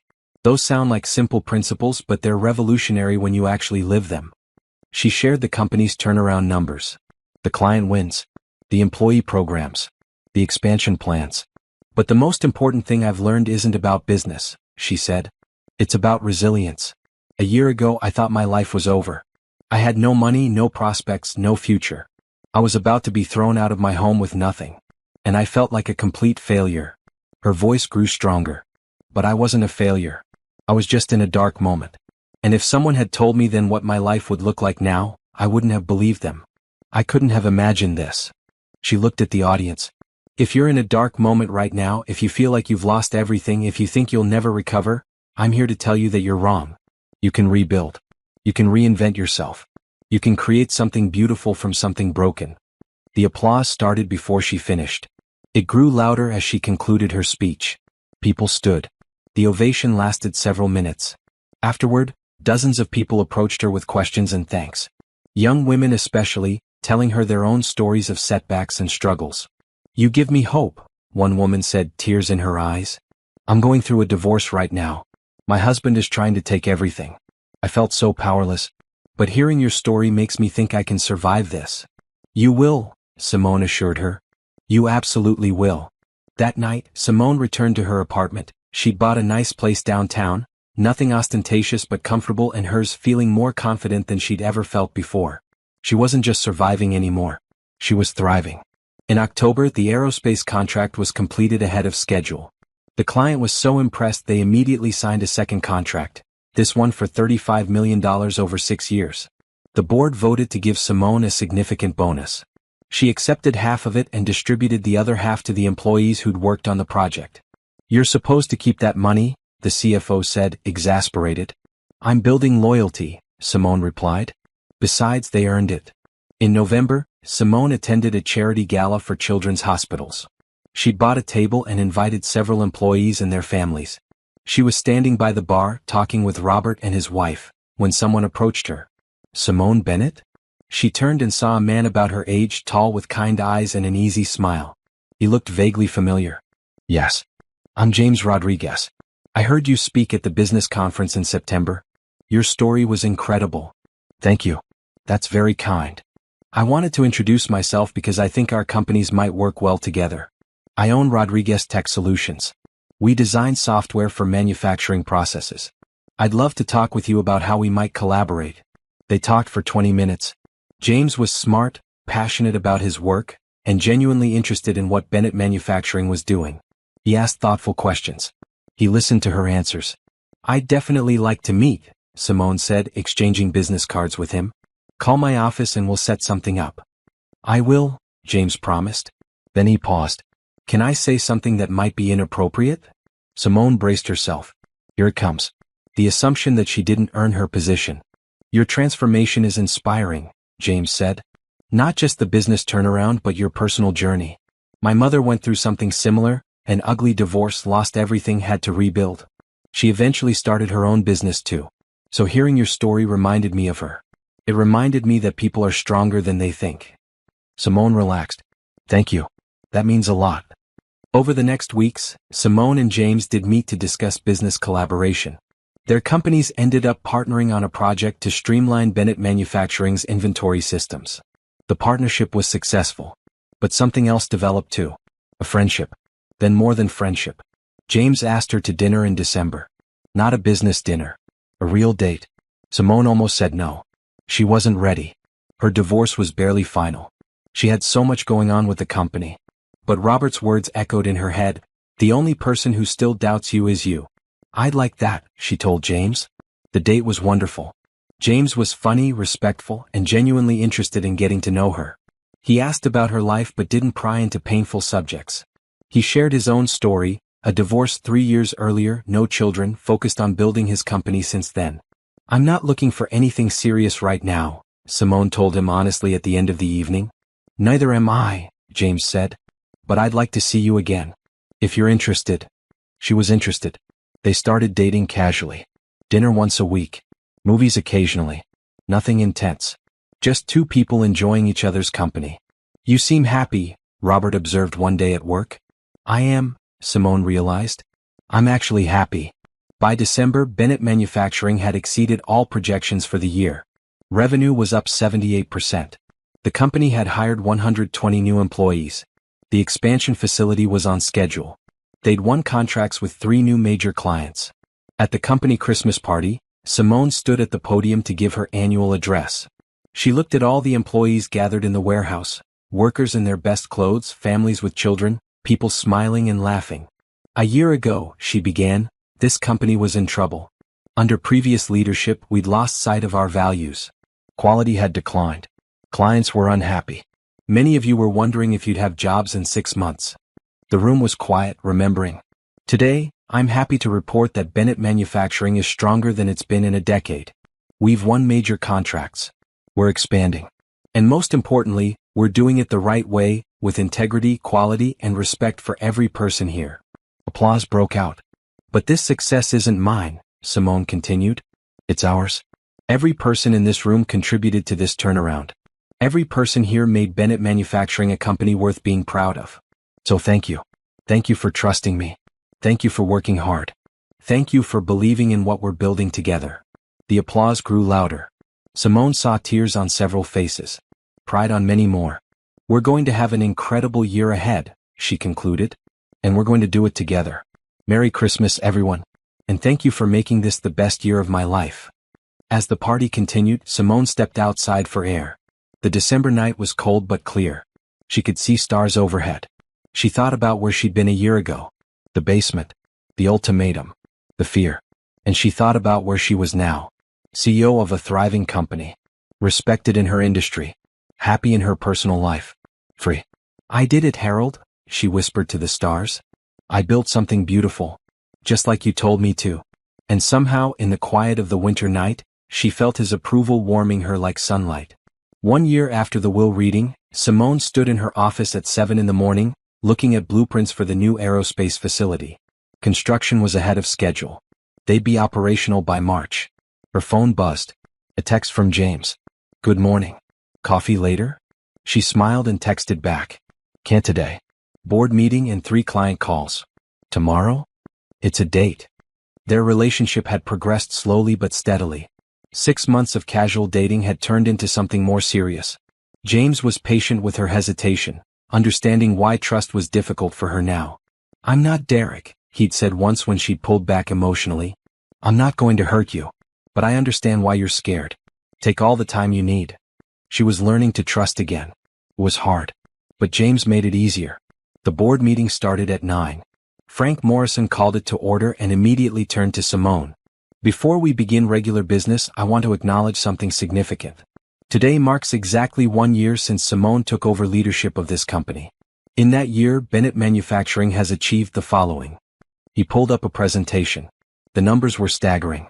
Revenue up 94%. Client retention at 99%. 12 new major contracts.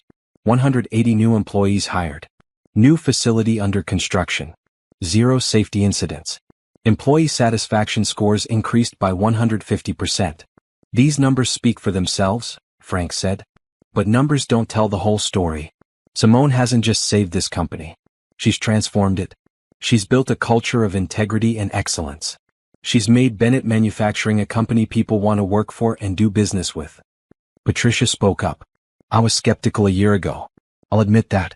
I didn't think someone without manufacturing experience could lead this company. I was wrong. Simone has proven that good leadership transcends specific industry knowledge. She has vision, integrity, and the ability to inspire people. Those qualities matter more than technical expertise.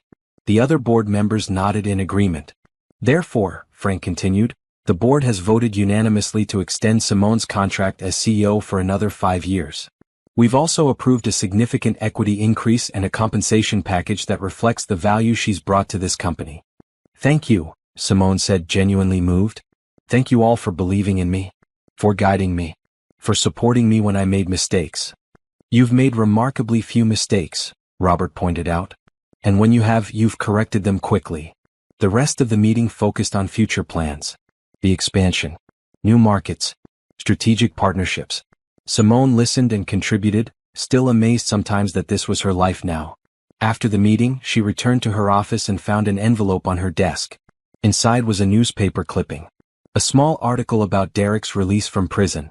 Derek Bennett, former vice president of Bennett Manufacturing, was released on parole yesterday after serving 18 months of a 4-year sentence for embezzlement. Bennett declined to comment to reporters. 18 months. Derek was out already. Simone felt a moment of anxiety. What if he tried to contact her? What if he caused trouble? Then she remembered something Harold had written in one of his letters. Don't let Derek take up space in your mind. He doesn't deserve that real estate. She threw the clipping in the trash.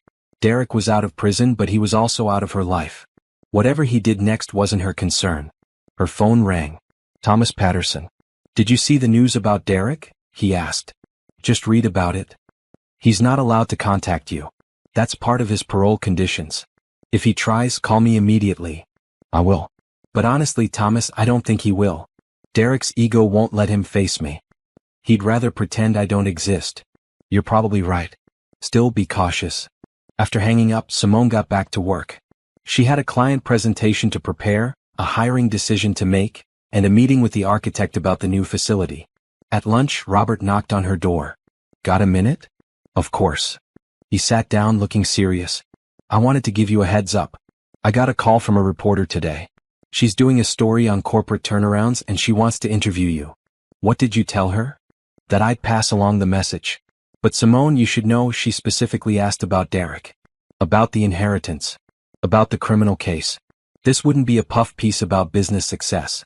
It would dig into the personal drama. Simone considered it. A year ago she would have refused immediately. The thought of people knowing her story, judging her situation, would have been mortifying. But she'd given that speech at the business conference. She'd shared her story publicly. And the response had been overwhelmingly positive. Tell her I'll do it, Simone said. But on my terms.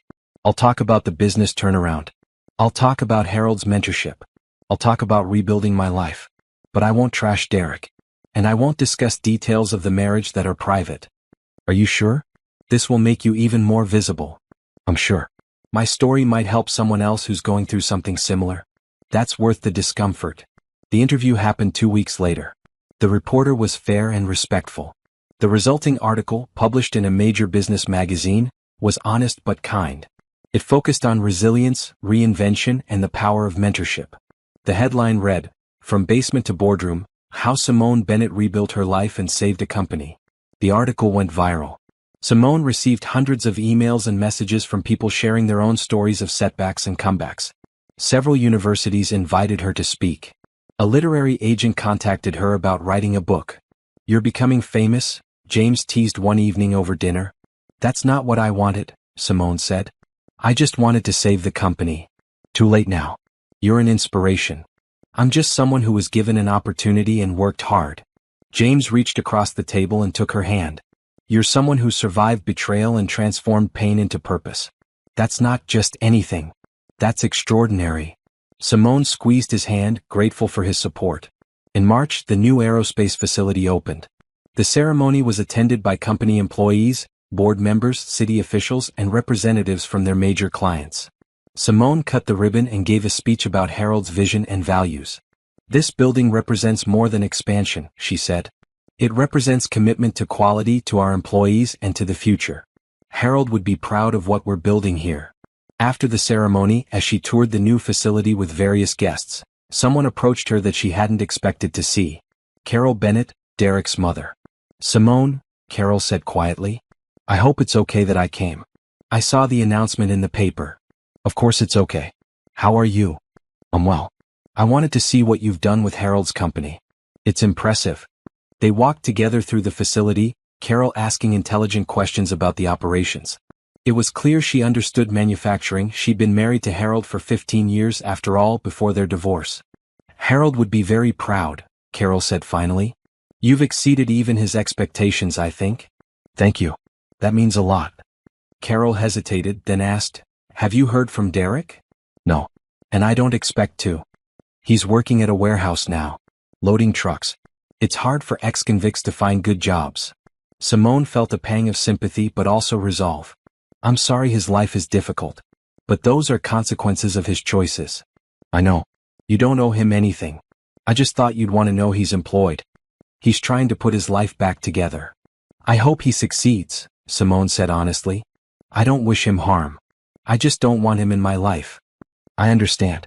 And I respect that. They parted cordially and Simone felt closure. Even Derek's mother acknowledged that Simone had been right. That was enough. In April, James asked Simone to go away with him for a long weekend. They drove to a cabin in the mountains, away from business and phones and obligations.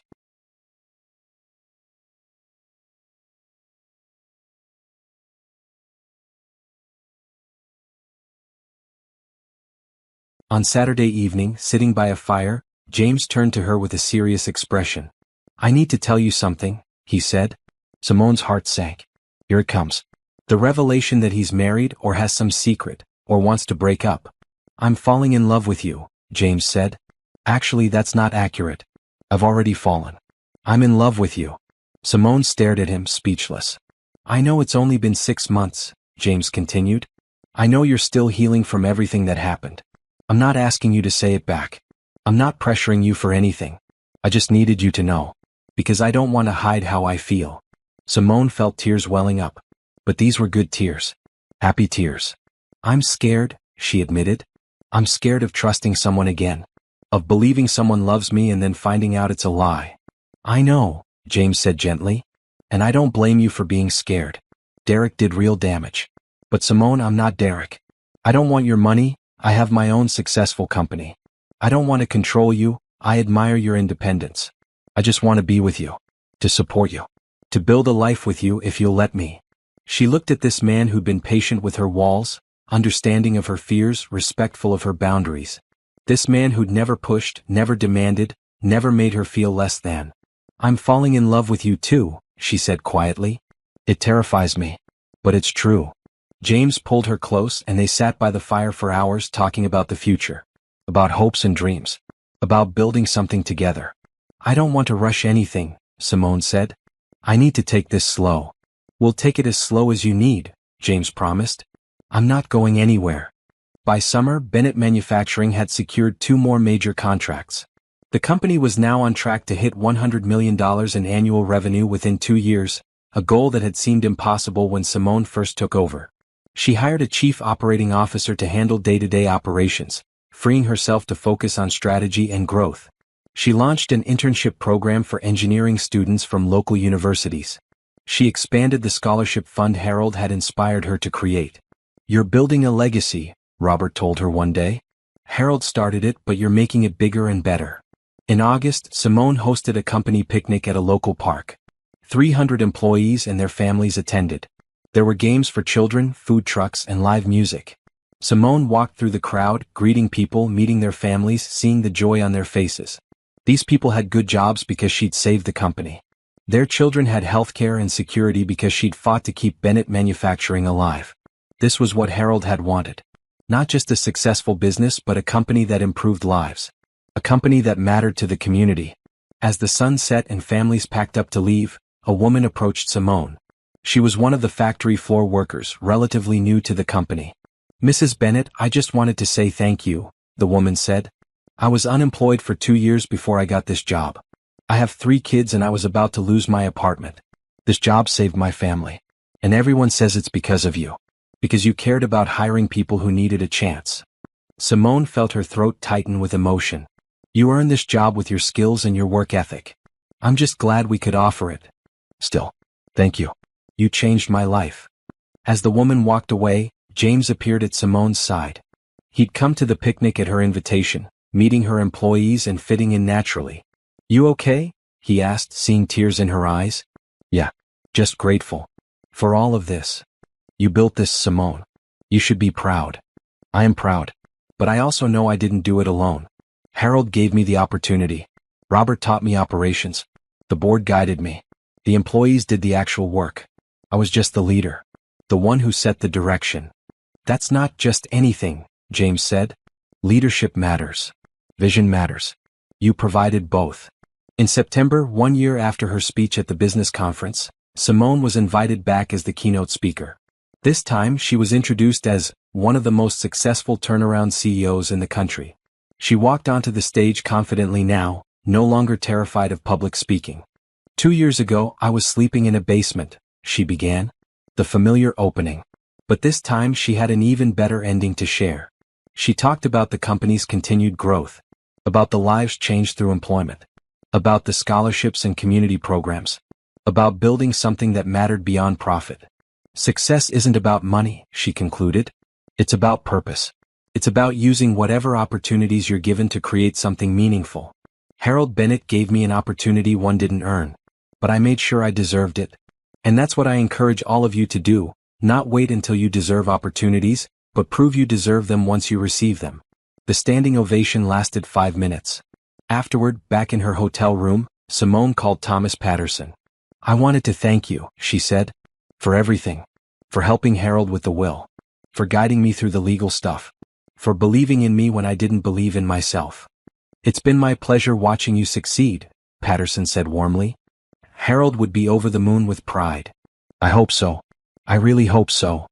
I know so. I knew Harold for 30 years. I knew what mattered to him. And Simone, you've exceeded his wildest dreams. You haven't just saved his company. You've elevated it. You've made it a force for good in the world. That's what he always wanted." After hanging up, Simone looked at Harold's photo on her nightstand. She'd carried it with her to the conference. "I'm happy now," she told the photo. "Really genuinely happy. Thank you for giving me that chance. Thank you for seeing something in me I couldn't see myself. Thank you for believing I could do this." And she swore Harold smiled back at her from the frame. In October, James asked Simone to move in with him. She said yes. They found a house together, something that was theirs rather than his or hers. In November, Simone promoted Robert to president of operations, making him her second-in-command officially. "You've earned this 10 times over," she told him. "I couldn't do this job without you." "Yes, you could," Robert said. "But I'm glad you don't have to." In December, at the company Christmas party, Simone announced that Bennett Manufacturing would be giving every employee a bonus 2-week salary as a thank you for an incredible year. The cheers were deafening. As the party wound down, Simone found a quiet corner and looked out at the celebration. Employees dancing with their families. Children laughing. People happy and secure and proud of their work. 2 years ago she'd had nothing. No money, no home, no future. Now she had everything that mattered. A thriving company. A loving relationship. A sense of purpose. Respect from her peers. The satisfaction of building something meaningful. Derek had tried to destroy her. Instead, he'd freed her. The basement had been rock bottom. But hitting rock bottom had given her a foundation to build on. And what she'd built was better than anything she'd had before. James appeared with 2 glasses of champagne. "Toast?" he asked. "What are we toasting?" "To justice. To Harold. To you. To the life you deserved all along." Simone clinked her glass against his. "To the life I deserved," she agreed. And as she drank, surrounded by the company she'd saved and the life she'd built, Simone felt complete peace. She'd survived betrayal. She'd faced her fears. She'd proven herself. And now, finally, she was living the life Harold had always known she could have. The life she truly deserved.